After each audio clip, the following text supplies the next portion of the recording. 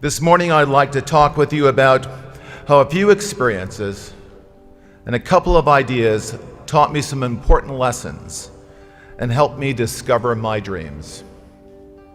When I was your age, living and going to school in Chicago back in the 1960s, I used to dream about this place, the University of Southern California.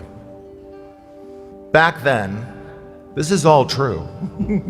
Back then, my dream was to go to the USC Medical School, get married, raise a family, and practice medicine in Los Angeles. Growing up in a lower middle-class community on the south side of Chicago, medicine was considered the pinnacle of professions, noble and humane. Virtually everyone important in my life, my family, my teachers, my girlfriend, wanted me to be a doctor. Over time, their dreams became my dreams.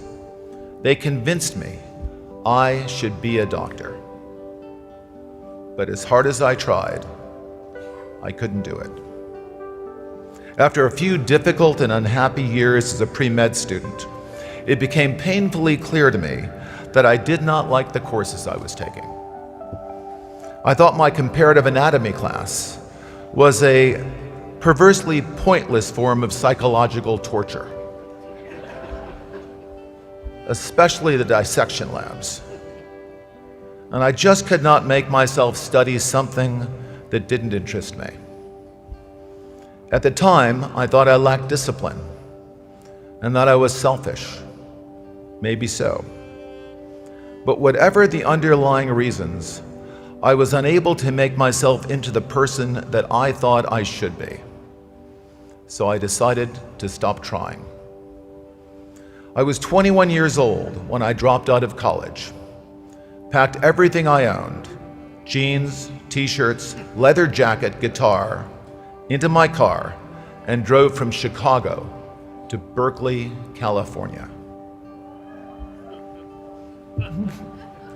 I guess one small part of that University of Southern California dream was mine after all, the California part.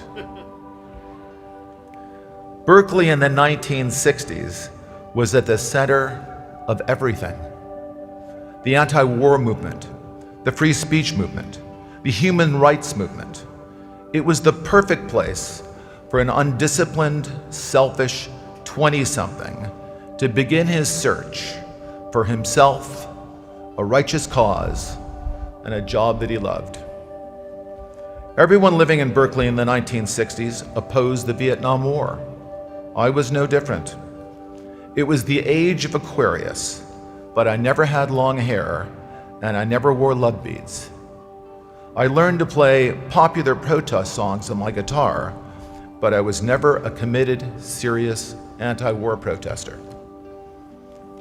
I did find a cause, however, one I still feel passionately about today.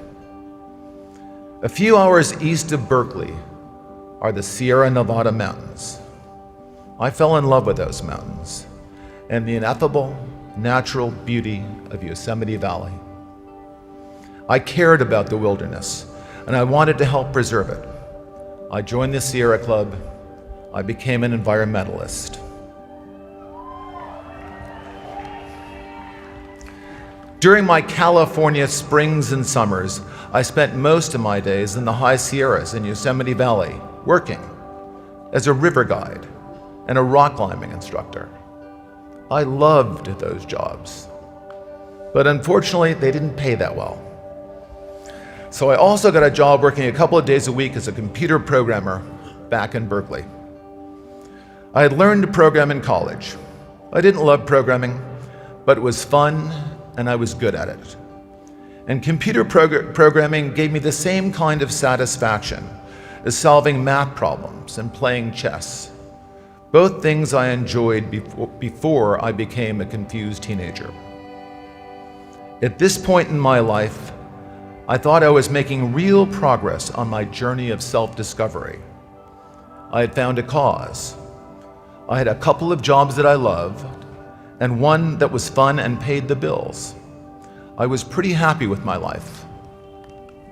My wife was not.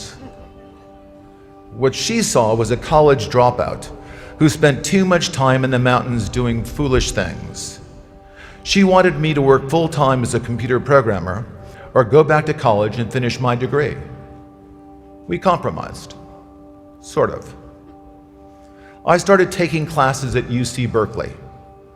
I took several classes, but the only one I can remember was a sailing class taught at Berkeley Marina. Once again, I fell in love and began a lifelong affair with the limitless, omnipotent Pacific Ocean. When my class was over, I wanted to buy a sailboat. My wife said this was the single stupidest idea she had ever heard in her entire life.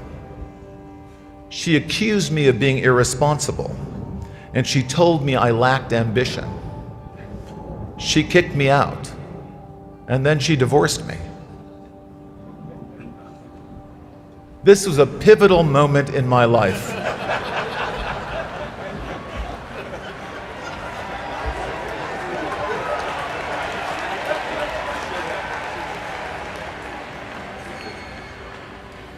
My family was still mad at me for not going to medical school, and now my wife was divorcing me because I lacked ambition. It looked like a reoccurrence of the same old problem.